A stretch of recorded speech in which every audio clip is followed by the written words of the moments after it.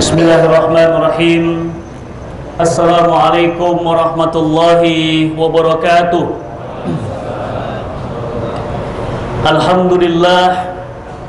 Alhamdulillahi rabbil alamin. Wassalatu wassalamu ala asrafil anbiya'i wal mursalin wal imamil muttaqin wa ala alihi wa sahbihi wa man da'al islam wa tazama bi tariqatihi wa tarassama futuh wa ja'ala lakidatan islamiyatan asasan li fikrati wal ahkama syar'iyatan miqyasan li a'malihi wa masdaran li ahkamih.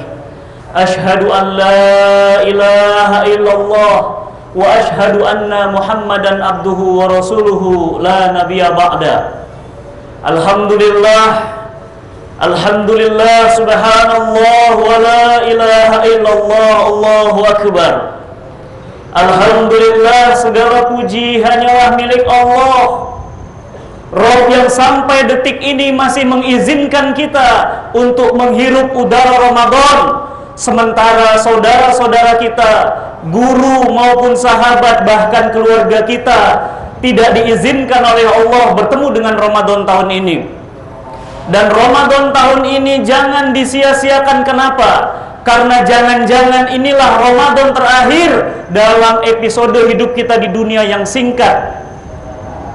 2 tahun lalu sebelum Ramadan, 2 tahun lalu 2 bulannya saya masih ngisi pengajian bersama dengan Ustadz Jeffrey Al-Bukhari. Saya masih ingat kacamatanya, saya masih ingat wangi parfumnya. Dan sekarang beliau sudah tidak bersama kita lagi, berarti kita pun akan menyusul beliau. Baru 6 hari yang lalu kami pun berduka karena ditinggalkan ibu angkat kami yang kami cintai. Bahkan beliau sempat berpesan nanti kalau lebaran bisa pulang. Ternyata Allah subhanahu wa ta'ala memanggilnya 1 hari menjelang Ramadan. Oleh karena itu detik-detik Ramadan jangan disia-siakan, karena inilah bulan di mana Allah subhanahu wa ta'ala bahkan melalui Rasulnya menyatakan, andai saja umatku tahu dahsyatnya Ramadan, niscaya mereka akan minta setahun penuh Ramadan seluruhnya. Jamaah yang dirahmati Allah, Majelis Taklim Telkomsel, terima kasih atas undangannya. Di tahun yang lalu saya juga diundang, akan tetapi jadwalnya berbenturan, dan alhamdulillah tahun ini diizinkan oleh Allah untuk bertemu. Mudah-mudahan apa yang kami sampaikan di siang hari ini bermanfaat untuk kita semua.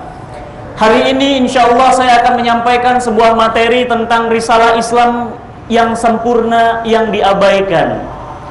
Mengapa materi ini saya sampaikan? Karena ternyata dari list pembicara-pembicara kajian zuhur belum ada yang menyampaikan materi ini.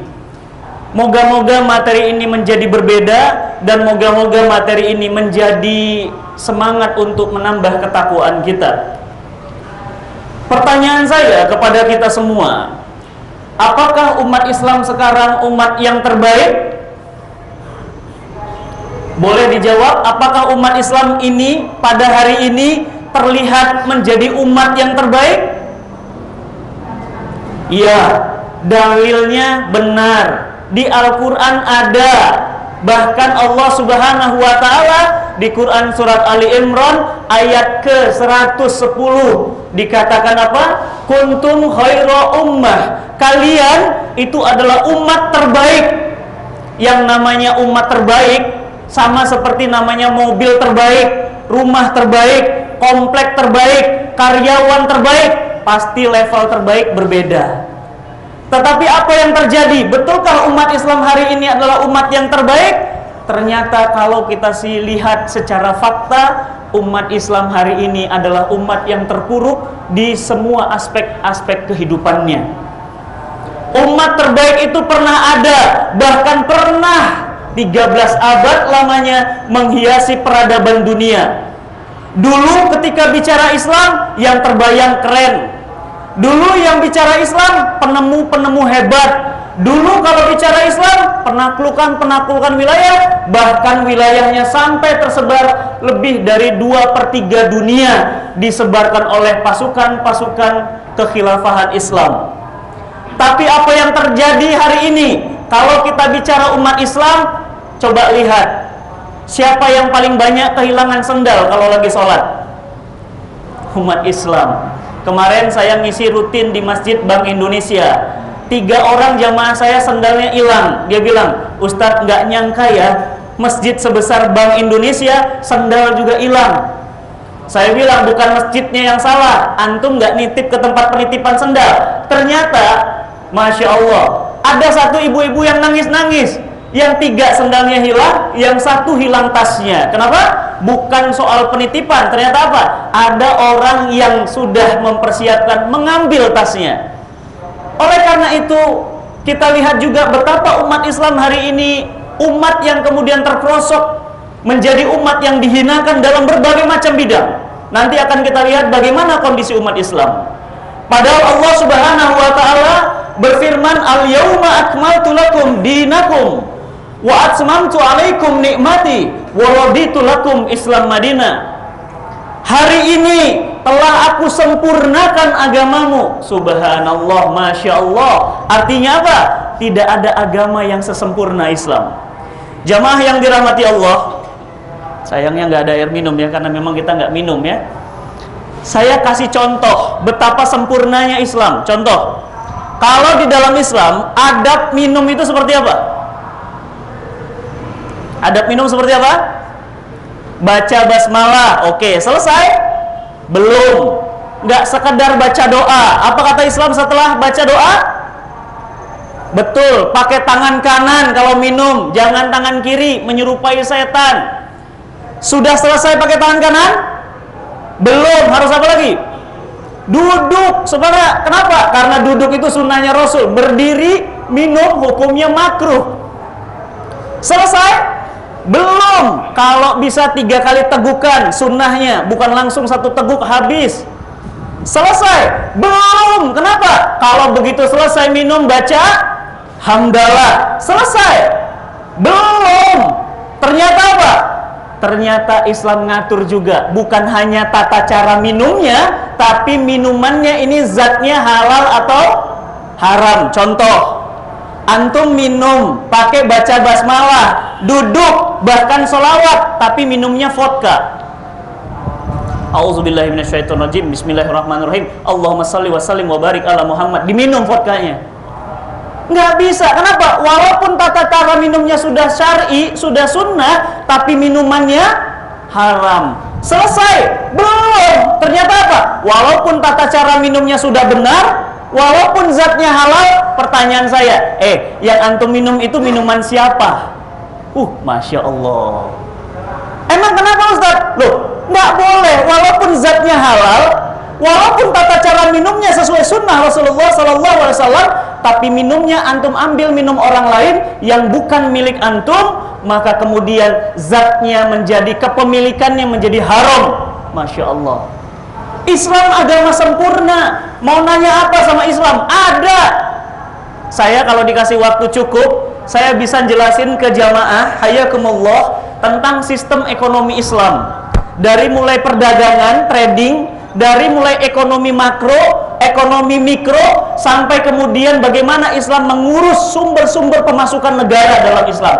Detail ada dalam Islam. Bahkan saya telepon Bunda Irena Handono. Bunda Irena Handono mantan biarawati, tangan kanannya Vatikan Roma. Saya tanya, Assalamualaikum Bunda. Waalaikumsalam. Bunda, Fatih mau nanya. Silakan Ustaz Fatih.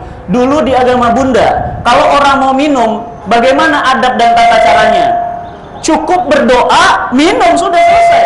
Tapi dalam Islam, Masya Allah, bukan hanya minumannya, tapi kepemilikan minumannya pun diatur oleh Allah. Islam agama sempurna.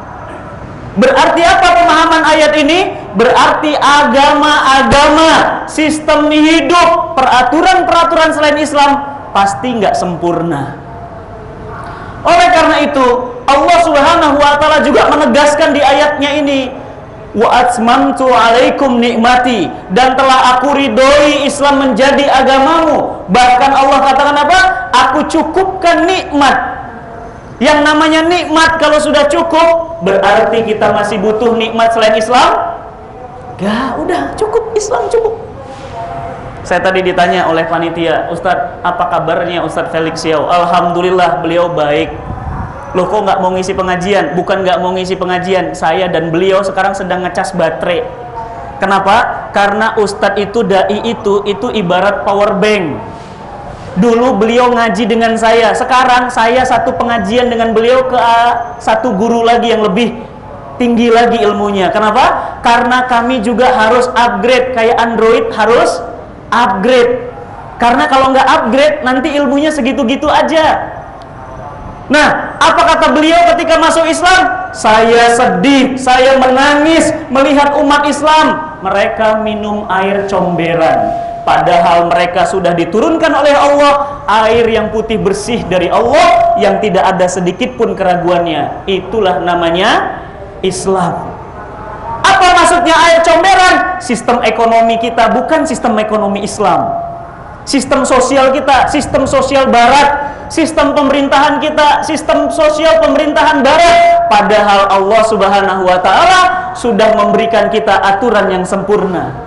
Bahkan Allah Subhanahu wa ta'ala menutup ayat ini, wa raditu lakum Islam Madinah, dan telah aku ridhoi Islam menjadi agamamu. Oleh karena itu berarti agama-agama, pandangan-pandangan hidup selain Islam Allah tidak ridho. Bapak Ibu jamaah yang dirahmati Allah, mari kita lihat, awalnya Islam itu kecil, hanya di Makkah, kemudian hijrah di Madinah. Gara-gara hijrah di Madinah, hancurlah Bizantium Persia yang tadinya negara adidaya, robek-robek wilayah kekuasaannya, tunduk terhadap Islam. Ini wilayah Persia. Wilayah Persia semuanya masuk Islam. Di barat, di sebelah sini, ini adalah wilayahnya Roma. Roma pun banyak yang tunduk terhadap Islam. Ternyata umat Islam hari ini dari timur hingga barat mayoritasnya sekarang memeluk agama Islam. Bahkan Islam hari ini adalah agama nomor 2 terbesar di dunia setelah agama Katolik. Tapi apa yang terjadi dengan umat Islam? Na'udzubillah min zalik. Ini data adalah data yang valid. 50% jamaah haji Indonesia tidak bisa baca Quran. Jadi kalau mereka baca Quran, mereka baca Latinnya, bukan baca huruf Qurannya. Jadi kalau tulisan Yasin, mereka nggak bisa baca, mereka baca Latinnya. Bacanya gimana? Ya asin gitu ya. Jadi asin deh. Ya, jadi mereka nggak bisa baca Quran. Bahkan data terbaru yang kami dapatkan, 53% Muslim Indonesia tidak bisa baca Quran. Masya Allah. Berarti kalau umat Islam Indonesia ada sekitar 200 juta misalnya, berarti lebih dari 150 juta umat Islam nggak bisa baca Quran. Na'udzubillah min zalik. Oleh karena itu saya itu mendirikan Yayasan Cinta Quran.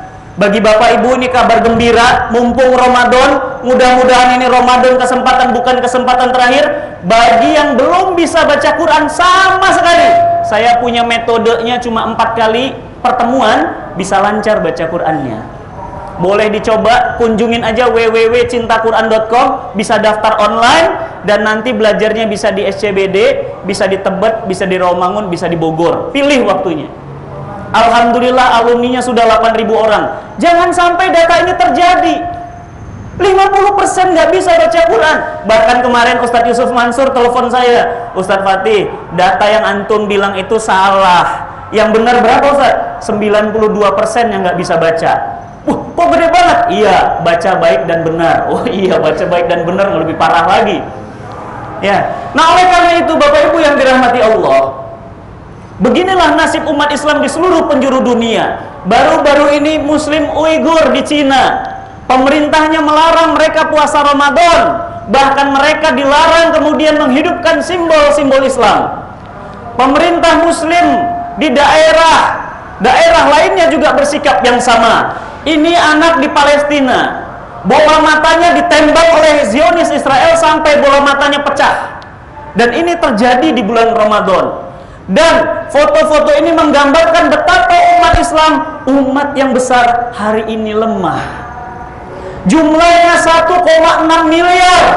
Tetapi untuk mengusir Israel di tanah Palestina yang jumlahnya cuma 17 juta, umat Islam tidak mampu. Bahkan untuk menolong saudara-saudaranya di Rohingya, umat Islam tidak mampu. Umat Islam posisinya sudah tidak sama lagi dengan umat Islam yang dulu tatkala mereka berhukum dan bertahkim dengan Islam. Oleh karena itu Bapak Ibu yang dirahmati Allah, Islam itu adalah sistem hidup yang unik. Islam itu bukan sekedar isya, subuh, lohor, asar, maghrib. Jadi kalau dikatakan Islam bukan sekedar sholat. Islam itu way of life. Dia menjelaskan tentang segala macam perkara. Bahkan Allah Subhanahu wa ta'ala menjelaskan bahwa Islam adalah agama yang sempurna. Bahkan aturan-aturan hidup lain, ada yang cenderung kepada dunia, ada yang cenderung kepada akhirat, tetapi Islam cenderung kepada dunia dan akhirat. Boleh cek Quran surat Al-Qasas ayat 77. Allah Subhanahu wa ta'ala berfirman, waftagi fima ataqallahu darul akhirah wala tansa nasibaka minad dunya. Dan kejarlah anugerah Allah untuk akhiratmu, wala tansa nasibaka minad dunya. Tapi jangan lupa kita punya hak untuk di dunia. Maka di dalam Islam kaya itu nggak salah. Yang penting yang ditanya kayanya dari mana. Bukan masalah kayanya, bukan masalah kuantitasnya, tapi masalah kualitasnya. Oleh karena itu yang dirahmati Allah, Islam itu adalah ajaran yang mengatur urusan dunia dan akhirat. Islam mengajarkan kita bagaimana potong kuku, masuk kamar mandi, sampai urusan ketatanegaraan. Nanti kalau ada waktu sempat, saya bisa jelaskan tentang bagaimana Islam mengatur sistem pemerintahan secara detail. Islam mengatur sistem ekonomi secara detail. Islam mengatur tentang sistem sosial. Laki-laki perempuan diatur, pakaiannya diatur, auratnya diatur. Masya Allah, Islam adalah agama yang sangat-sangat kita banggakan. Bahkan Islam adalah agama dan ideologi. Islam adalah akidah dan syariah. Jadi kalau kita belajar Islam, jangan hanya syariahnya saja, jangan juga hanya sekedar akidahnya saja, tapi akidah dan syariah. Islam adalah ibadah dan negara. Allah Subhanahu wa ta'ala berfirman, wa nazalna 'alaikal kitab tibyanan likulli syai'in. Bapak Ibu yang bapak-bapak mau nanya apa? Talak, nikah, rujuk cerai ada dalam Islam. Saya telepon kemarin lagi Bunda Irena Handono, saya tanya, "Assalamualaikum Bunda, ada nggak pendeta satu aja di seluruh dunia yang hafal isi kitab sucinya?" Apa kata beliau? Nggak ada Ustadz. Bahkan Roma Vatikan pun kalau khutbah dia buka kitab, nggak ada yang hafal. Pertanyaan saya, ada nggak yang hafal Quran 30 juz 114 surah? Banyak Pak. Quran bahasa apa? Bahasa Arab. Yang ngafalin anak Cina bisa. Saya kemarin ke Hong Kong sama Ustadz Felix dan sama Ustadz Yusuf Mansur. Imamnya itu asli orang Hong Kong banget, tapi hafalan Qurannya keren banget. Padahal yang dihafalkannya berbahasa Arab. Masya Allah. Tidak ada agama satupun yang bisa kitab sucinya dihafalkan kecuali Islam. Pertanyaan saya, siapa di sini yang masih hafal isi skripsinya? Atau siapa di sini yang masih ingat kata pengantar skripsinya? Bahkan judulnya pun mungkin kita lupa. Tapi Quran 30 juz 114 surah bisa masuk ke dalam benak umat Islam. Anak saya SD kelas 2 sudah hafal juz amma. Itu masih terlambat Mas. Ada lagi yang lebih kecil, anak Indonesia, sekarang lagi diambil sama pemerintah Saudi. Namanya siapa? Musa.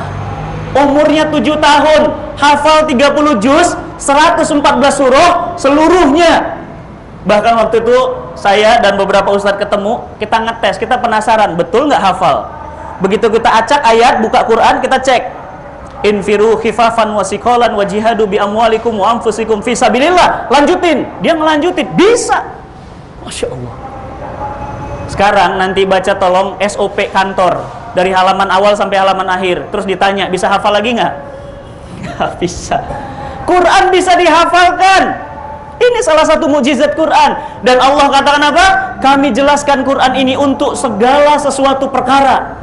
Tidak ada dalam Islam perkara yang tidak dijelaskan. Maka Islam adalah solusi sepanjang masa, memuliakan manusia sepanjang masa sampai kapanpun.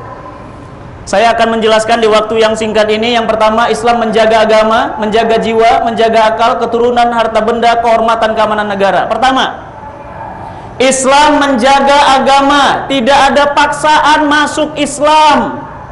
Jangan heboh dengan berita seseorang yang sekarang keluar dari Islam. Kenapa? Karena jangankan yang keluar, yang tidak beragama pun di negeri ini banyak, bahkan legal. Sekarang Menteri Agama sedang memformat sebuah format yang katanya kalau ada pengikut sekitar, saya lupa, 75.000 atau 750.000, itu sudah bisa buat agama baru. Jadi nanti banyak agama-agama baru selain agama yang sudah ditetapkan. Jadi yang dikatakan apa? La ikraha fid din, qad tabayyana rusdu minal ghayy. Tidak ada paksaan dalam agama Islam. Nggak boleh maksa, nggak boleh neror.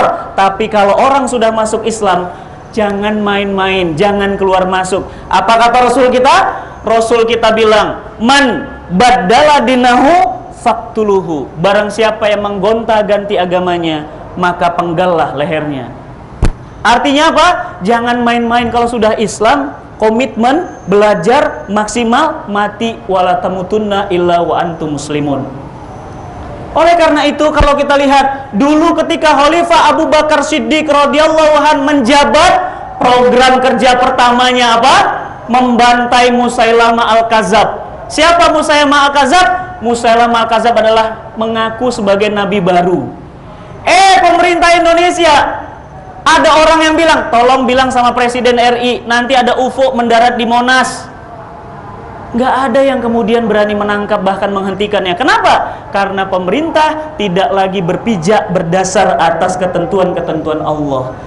Kemarin ada yang namanya Musaddiq, nabi baru. Dia syahadat, asyhadu alla ilaha illallah wa asyhadu anna Musaddiq Rasulillah. Pengikutnya 400.000. Kemarin lagi ada nabi baru di Bandung, namanya Cecep alaihissalam. Ya, udah Cecep alaihissalam lagi. Ya, istrinya 9, anaknya 12. Kemarin ada nabi baru lagi. Kemarin ada akidah baru lagi di Makassar. Sholatnya telanjang bulat, Mas. Jangan dibayangin, Mas. Berkurang pahala puasanya. Sholatnya bugil, imamnya bugil, makmumnya bugil, masbuknya lari-lari, telanjang semuanya di Makassar. Yang parahnya lagi apa? Susunan softnya. Kenapa? Soft perempuannya di depan, soft laki-lakinya di belakang, telanjang semua. Kira-kira sholat apa enggak? Masya Allah Rabbi. Kemarin di Ciamis ada lagi aliran sesat, di mana sholatnya pakai bahasa Sunda. MUI baru-baru ini memberitakan ada 389 aliran sesat di Indonesia. Kenapa pemerintah kemudian tidak menjaga agamanya? Karena pemerintah tidak berdasarkan perintah Allah dan Rasulnya. Yang kedua, Islam menjaga jiwa. Di dalam Islam ada hukum yang namanya hukum qisas. Ketika Allah perintahkan kepada kita, ya ayyuhallazina amanu kutiba alaikumusiyam, kita saum. Ketika kita diperintah, ya ayyuhallazina amanu kutiba alaikumusholah, kita sholat. Ada ayat, nadanya sama, yang memerintah sama, sumbernya sama, kita nggak laksanakan. Apa bunyinya? Ya ayyuhallazina amanu kutiba alaikumul qisas. Apa kata Allah? Walakum fi qisasun hayatun ya ulil albab. Dan dalam hukum qisas itu ada kehidupan, jaminan kelestarian hidup bagi orang-orang yang berpikir. Kita nggak menerapkan hukum qisas. Apa itu hukum qisas? Bunuh, balas bunuh. Kalau antum dibunuh, maka kepada keluarga antum ada dua pilihan. Bayar diat 100 ekor unta si pembunuh, atau kemudian dibunuh lagi. Dan ternyata jarang kemudian keluarga yang mau dibayar diat, alias apa? Yang membunuh dibalas bunuh. Kenapa? Di dalam Islam membunuh satu nyawa dosanya seperti membunuh seluruh manusia. Barang siapa yang menghidupi satu manusia, maka pahalanya seperti menghidupi seluruh manusia. Masya Allah, luar biasa. Jadi di dalam Islam ini luar biasa. Jadi kalau orang bunuh, balas bunuh. Jangankan bunuh, Mas, antum dipukul sama beliau, cetrok, giginya patah, tok. Di dalam Islam jangan main-main. Gigi itu ada diat.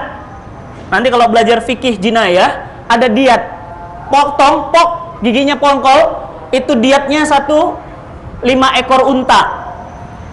Nanti antum nanya, gimana? Kata polisi nanya, mahkamah nanya, mau bayar diat atau kisos? Antum bilang, diat. Kalau diat, berarti antum bayar 5 ekor unta. 1 unta, 20 jutaan.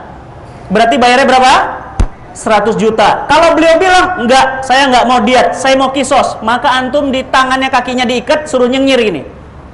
Diambil sama polisi pakai tang gitu, nggak boleh pakai bius. Jadi apa, langsung cetak, putus, sudah selesai. Antum pukul mukanya, pok, matanya pecah, ada hadisnya, diat mata itu 10 ekor unta. Kalau dia bilang apa? Saya nggak mau, mata saya buta, dia pukul saya. Jadi polisi, mahkamah nanti akan memberlakukan hukum kisos. Gimana caranya? Ya melotot gini, bisa ditembak, bisa dicongkel, terserah. Nggak main-main. Ini hukum kisos, hukum Allah. Kalau sekarang orang bunuh gimana? Di penjara. Habis di penjara gimana? Bunuh orang lagi. Ya, ini menjaga agama. Ustadz Suhada Bahri mencontohkan, ada data tindak kriminal di Saudi Arabia selama setahun, itu setara dengan di Amerika 1 hari. Ya. Nah, oleh karena itu, Islam juga menjaga keturunan. Apa maksudnya menjaga keturunan? Kalau di Malaysia, saya lama 5 tahun saya di Malaysia. Di Malaysia itu nama orang itu pakai nama ayah. Nama Mahathir Mohamad. Sebenarnya namanya Mahathir. Bapaknya Muhammad. Perdana Menteri sekarang Najib Tun Razak. Namanya Najib. Tun Razak itu nama bapaknya, selalu dilekatkan. Di Indonesia pakai bin itu kapan? Nikah sama mati. Padahal antum harus pakai nama bin. Kenapa? Biar jelas anaknya siapa. Saya Ustadz Ahmad bin Atang.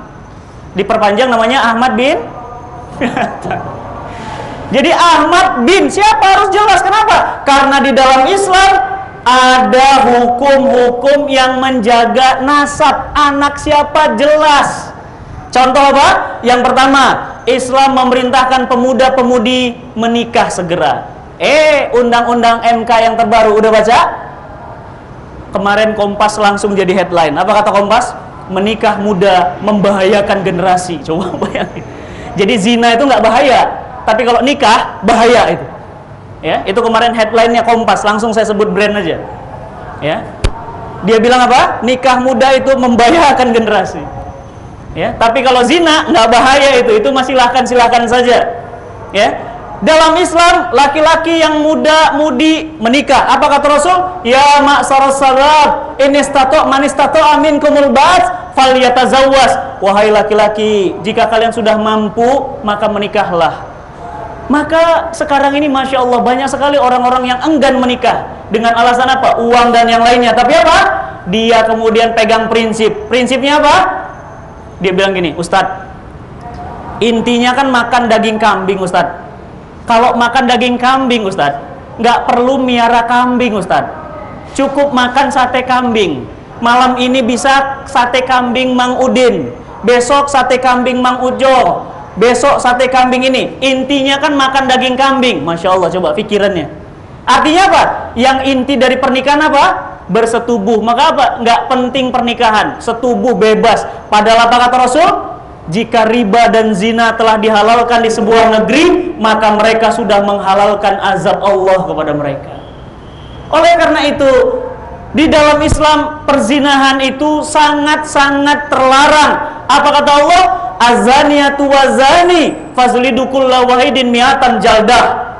Apa itu zina? Mohon maaf, ini fikih ya, saya harus jelasin. Bukan bermaksud apa-apa, ini fikih. Apa itu zina? Zina itu adalah masuknya khasyafah laki-laki ke dalam khasyafah perempuan. Kemaluan laki-laki ke dalam kemaluan perempuan seperti pedang masuk dalam sarungnya menurut para sahabat. Seorang laki-laki berzina dengan yang bukan mahram di dalam Islam, ini ya saya jelasin supaya antum semua tahu, saya sayang sama antum semua, saya jelasin supaya jangan sampai terjadi. Kalau laki-lakinya belum menikah, maka di dalam Islam ada saksi, ada bukti, ada pengakuan, maka tangan kakinya diikat, dicambuk 100 kali cambukan. Lihat Quran surat An-Nur ayat 2. Jeder, jeder, jeder, jeder, 100 kali di sini. Udah? Selesai? Belum. Dia diasingkan setahun ke tempat terpencil. Kalau belum nikah. Kalau sudah nikah gimana? Kalau sudah nikah dia dijilid. Dijilid itu gimana? Dimasukkan ke dalam lubang, badannya masuk, tinggal kepalanya doang segini. Maka kemudian kata Rasul diambil batu, kemudian dilempari sampai mati. Na'udzubillah min zalik. Zina di dalam pandangan Islam itu kriminal. Dalam pandangan gubernur Jakarta bukan kriminal. Apa kata gubernur Jakarta? Zina itu kan, pelacuran itu kan kotor, najis, bertebaran di mana-mana. Daripada bertebaran di mana-mana, nanti saya bangunkan hotelnya, apartemennya. Jadi bagi Anda yang mau mengkonsumsi, silahkan Anda datang ke sana. Nggak selesai gubernurnya ngomong begitu, wakil gubernurnya kemarin ngomong. Apa kata wakil gubernurnya? Nanti saya akan buatkan sejenis kartu sehat. Kalau Anda mau mengkonsumsi, Anda datang ke sana, tunjukkan kartunya. Berarti Anda pelanggan. Nanti Anda dapat tanda tangan. Kemana buat kartunya? Ke kecamatan atau ke kelurahan. Coba bayangkan.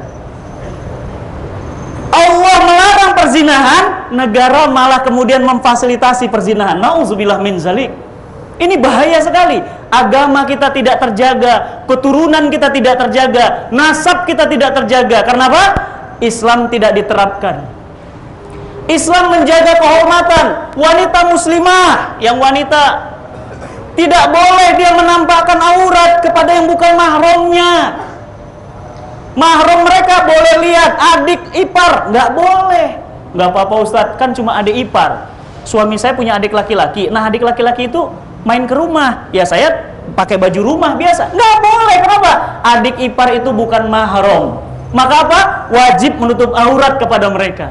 Banyak di antara istri-istri yang nggak tahu. Nah, maka apa kata Islam? Wahai Asma, kata Rasulullah, Asma binti Abu Bakar masuk ke rumah Rasul, bajunya transparan. Bagaimana sikap Rasul kita? Rasul memalingkan pandangan dan mengatakan, wahai Asma binti Abu Bakar, tidak layak wanita muslimah menampakkan kecuali haza wa haza. Jadi wanita muslimah yang sudah balik tidak boleh nampak kecuali ini dan ini, titik. Yang lain nggak boleh. Kepada siapa yang lainnya boleh nampak? Suaminya. Mau ujung rambutnya, ujung kakinya, mau mandi bareng, mau apapun boleh. Kenapa? Suami dan istri tidak ada aurat. Mereka boleh saling melihat, mereka boleh saling menikmati. Kenapa? Karena mereka sudah diikat akad pernikahan. Subhanallah, aturan Islam luar biasa. Bahkan di antara umat Islam banyak yang nggak mengerti mana kerudung, mana jilbab. Saya jelaskan di forum yang berbahagia ini. Yang pertama, yang kerudung itu yang di atas. Jangan lagi bilang atas ini jilbab ya. Terutama mbak-mbak, mas-mas ya. Itu si Ani itu. Kenapa? Pakai jilbab loh. Belum. Kenapa? Karena jilbab itu bukan ini. Jilbab itu ini. Ada di Quran surat Al-Ahzab ya. Al-Ahzab 59. Jilbab itu baju panjang dari sini sampai menutup mata kaki, tidak berpotongan dan tidak membentuk tubuh. Itu jilbab. Ya. Perhatikan ayatnya di Quran, yudnina alaihinna min jalabibihinna. Tapi ini namanya kerudung, bukan jilbab. Jadi jangan salah sebut lagi. Kenapa? Karena ini istilah syar'i, istilah Quran. Jangan salah. Ini kerudung. Ya, ini jilbab. Nah, apalagi yang banyak muslimah tidak tahu, yang bapak-bapak juga tolong nanti kasih tahu istrinya di rumah, kaki perempuan itu aurat. Tuh, banyak yang nggak tahu, istrinya kelihatan kakinya. Kaki perempuan aurat. Kenapa aurat? Karena itu seluruh tubuh kecuali muka dan telapak tangan. Ya, subhanallah, Islam luar biasa. Islam menjaga keamanan, tidak boleh berbuat teror. Kenapa berbuat teror dilarang? Jangankan jadi begal, jangankan jadi teroris, boro-boro jadi teroris, ngancem aja udah nggak boleh. Apa kata Rasul? Rasul bersabda, orang yang membuat rasa takut itu di neraka. Siapa yang memberi isyarat kepada saudaranya dengan senjata tajam, maka malaikat melaknatnya. Baru ngasih senjata aja, udah nggak boleh, apalagi sampai membunuh. Islam menjaga keamanan, Islam menjaga harta. Masya Allah, lengkap banget. Apa maksudnya Islam menjaga harta? Ini bapak-bapak udah kerja cari duit 15P kata anak saya. Tahu 15P? Pergi pagi, pulang petang, pendapatan pas-pasan, pantat peot, punggung pegel, pala pusing, pingsan-pingsan, untuk cari duit. Udah dapat duit, punten Pak, diambil sama beliau. Apa kata Islam? Islam menghargai kepemilikan. Apa kata Allah? As-sariqu as-sariqatu faqta'u aydiyahuma. Pencuri laki-laki, pencuri perempuan, potonglah pergelangan tangannya. Berarti apa? Orang yang mencuri ada bukti, ada saksi, cerak, tangannya hilang satu. Jadi besok ngantor di Telkomsel, hilang tangannya, rapih, bersih. Ya, cara motongnya gimana? Itu dimasukkan, ada alatnya. Ya, saya pernah melihat kalau di daerah Timur Tengah itu masih sebagian diterapkan. Kemudian tangannya saja yang kelihatan, dari atas itu ada besi tipis yang tajam sekali, maka klepnya dilepas dari sini. Cetek, yes, potong tangannya satu. Berapa yang dicuri? Nggak mahal Pak, cuma 1/4 dinar. Tahu 1/4 dinar? 1 dinar 2.500.000. 1/4 berapa? Cuma gopek. Cuma gopek. Jadi kalau nyuri handphone ini, ya, S5, ada bukti, ada saksi, ada pengakuan, ditanya langsung, bawa ke pengadilan, cok, hilang satu. Kalau sudah dipotong satu, masih mencuri lagi kakinya. Punten, ini ada engsel. Engsel kaki ini lepas satu. Sekali lagi, sebelah sini kiri. Sekali lagi, engsel sebelah kanan, silang dia.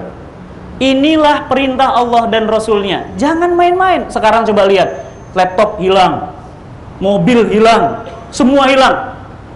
Apa yang terjadi? Ada orang yang pernah mencuri, kemudian dia bilang apa? Gantung saya di Monas kalau mencuri 1% pun, 1 rupiah pun. Sampai sekarang nggak digantung-gantung. Oleh karena itu maka jangan main-main ketika Islam diterapkan. Apa kata Allah? As-sariqu as-sariqatu faqta'u aydiyahuma.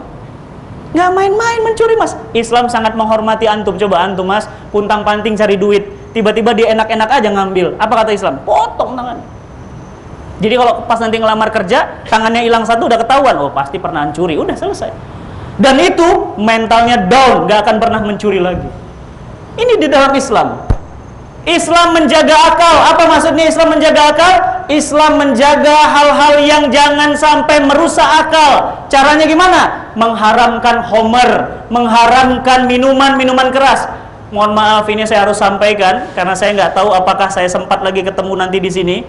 Kalau riba itu haramnya 4. Yang memakan, mencatat, saksi dan memberi. Kalau homer Mas 10. Tahu 10? Yang minum, yang nuang, yang anter, yang beli, yang minta dibelikan, yang menjual, yang memproduksi, yang melihat, semua itu kena 10. Jadi dahsyat banget ini homer nih. Ya. Bagaimana caranya Islam mencegah itu? Islam memberlakukan hukuman 80 kali cambukan bagi orang yang minum homer. Sekarang bagaimana? Gak. Di pinggir jalan tuh masih banyak orang. Anak-anak SMP sekarang minumnya. Beli di toko-toko supermarket itu dia minum begitu. Gak ada yang mau berlakukan. Bahkan apa? Gubernur bilang, haram kan urusan agama. Oh, kalau ada yang butuh gimana? Kata beliau kemarin. Jadi gimana? Ternyata produsen di sini legal, jadi boleh. Padahal itu merusak akal. Di dalam Islam haram hukumnya. Menjaga negara, bahkan banyak konsep-konsep yang lain yang diatur oleh Islam. Islam sistem sekuler kapitalisme gagal mengatur manusia. Sekarang manusia jadi apa? Sengsara. Setiap hari pikirannya duit, duit, duit, duit, duit, duit. Sehingga apa? Nggak ada lagi ingat Allah, Allah, Allah. Kerja target, kerja target, kerja target. Lupa di depan matanya ajal. Jangan lupa Mas, jangan-jangan sore ini sore terakhir antum. Hati-hati yang ditunjuk Ustadz di ijabah Allah. Loh bener Mas. Hati-hati Mas. Ya. Karena jangan-jangan sore ini sore terakhir kita kejar duit, ternyata apa? Ajal sudah di depan mata kita. Masya Allah. Kita lupa bahwa bekal kita terbaik adalah bekal pulang kita nanti, bukan apa yang kita cari di sini. Ya. Ini, ya. Flash disknya Ustadz Uji itu masih ada di tas saya. Ketinggalan, kenapa? Karena kemarin sebelum beliau wafat ketemu, beliau bilang apa? Ustadz Fatih tolong kopikan filenya, nanti antar ke rumah ya Ustadz. Siap, saya bilang. Nanti saya main ke rumah. Ustadz, kata beliau apa? Kalau nanti nggak diantar ke sini, nanti antum antar ke sana loh. Ke sana mana Ustadz? Yaumil jaza. Ngomongnya begitu. Dan benar, beliau berangkat, saya pun akan menyusul beliau. Kita pun semua akan menyusul beliau. Oleh karena itu, sistem Islam nggak ada lagi keraguan di dalamnya. Sosialisme, komunisme sudah runtuh, kapitalisme sudah gagal. Pertanyaannya, mau kemana kita berharap kecuali kepada Allah? Dan ketika berharap kepada Allah, berarti berharap kepada Islam. Dan Islam adalah sistem yang sempurna yang hari ini diabaikan oleh umat Islam sendiri. Umat Islam asing dengan Islamnya. Wanita pakai cadar, malah diledekin. Apa katanya? Ninja Hattori. Cadar ninja Hattori. Orang pakai jenggot panjang dia bilang apa? Teroris. Masya Allah, coba. Bahkan sekarang di indikator ciri-ciri teroris apa? Rajin sholat ke masjid. Coba. Ciri-ciri kedua apa? Jualan herbal. Tuh tadi ada yang jualan herbal. Siapa itu? Hati-hati, Mas. Ya. Iya, itu ciri-cirinya. Terus ciri-ciri ketiga apa? Ciri-ciri ketiga, istrinya jarang bergaul. Jadi kalau yang nggak gaul itu istri teroris itu. Masya Allah. Ya, orang-orang soleh jadi teroris ini bagaimana? Ya, oleh karena itu Bapak Ibu yang dirahmati Allah, ini adalah opini untuk menjungkir balikan Islam. Padahal umat Islam sekarang semakin rindu terhadap Islam. Saya setiap hari rutin ngisi kajian perkantoran. Lebih dari 300 kajian perkantoran kami isi. Rata-rata jamaahnya sebanyak ini. Luar biasa. Kalau sudah zuhur, orang itu rindu belajar Islam. Kenapa? Karena merasa terlambat. Kemana aja selama ini? Bahkan wudhu aja nggak tahu. Sholat tasbih nggak tahu. Sholat tahajud nggak tahu. Fikih puasa nggak tahu. Baca Quran nggak tahu. Dan sekarang kesadaran umat Islam semakin tinggi untuk kembali kepada Islam. Oleh karena itu jamaah yang dirahmati Allah, di akhir pertemuan ini saya ingatkan hanya ada 2 terminal kembali kita. Ada yang namanya Jannatun Naim, surga dengan penuh kenikmatan. Ada yang namanya Narul Jahannam, neraka seburuk-buruk tempat kembali. Hidup adalah pilihan. Dan ingat baik-baik, apa yang kita tanam di sini, itu yang akan kita tuai nanti. Orang akan dibalas berdasarkan apa yang ia berikan. Oleh karena itu maka di alam dunia yang singkat ini, marilah kita menabung banyak-banyak amal soleh. Ini tadi ada keropak lewat. Tolong keropaknya kasih yang terbaik. Sedekahnya sedekah terbaik. Jangan Kapten Patimura. Tahu Kapten Patimura? Udah megang golok, marah lagi, seakan-akan mau ngomong apa? Udah mending gua ngasih. Kasih sedekah yang terbaik, sholat yang terbaik, baca Quran yang terbaik. Bapak Ibu yang dirahmati Allah, Yayasan Cinta Quran siap untuk membantu bagi yang belum bisa baca Quran sama sekali dan sudah bisa baca tapi nggak ngerti artinya. Bisa dikunjungi websitenya melalui Telkomsel kita, melalui website kita bisa www.cintaquran.com. Silahkan belajar di sana. Dan bagi yang mau donasi untuk Yayasan Cinta Quran, yayasan itu mensupport dakwah di kajian perkantoran. Nanti brosurnya bisa diambil di depan, dan brosurnya itu nanti ada nomor rekeningnya. Silahkan donasikan harta terbaik kita untuk perkembangan dakwah Islam. Yang kedua yang saya ingin sampaikan selain materinya adalah, saya tadi diminta tolong oleh Ustadz Sambo. Beliau pakar sholat khusyuk. Bagi yang belum mengerti apa itu sholat khusyuk, apa itu tata cara sholat khusyuk, dan buku-buku tentang sholat khusyuk dan buku-buku yang lainnya, insya Allah di luar tim saya ada bawa. Silahkan nanti untuk menghiasi, memantapkan Ramadannya. Di akhir pertemuan ini saya ingatkan, yang pertama, manfaatkan detik-detik akhir Ramadan tahun ini. Jangan ada yang terlewat. Kenapa? Jangan-jangan Ramadan ini benar Ramadan terakhir kita. Yang kedua, pelajari Islam, jangan abaikan Islam. Pelajari risalah Islam, jangan justru bahkan menentang Islam.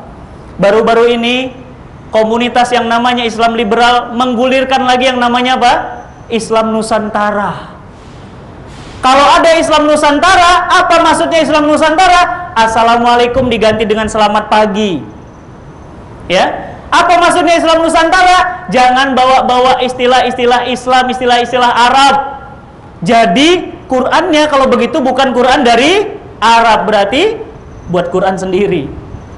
Apa itu Islam Nusantara? Islam Nusantara itu digulirkan untuk apa? Untuk mengatakan bahwa Islam adalah Islam Indonesia, bukan Islam Timur Tengah, bukan Islam yang diturunkan oleh Rasulullah SAW. Waspada, ancaman kita di luar biasa. Kita harus terus mengupdate diri kita dengan Islam, dan kita nanti akan pulang dibintai pertanggungjawaban oleh Allah Subhanahu wa Ta'ala.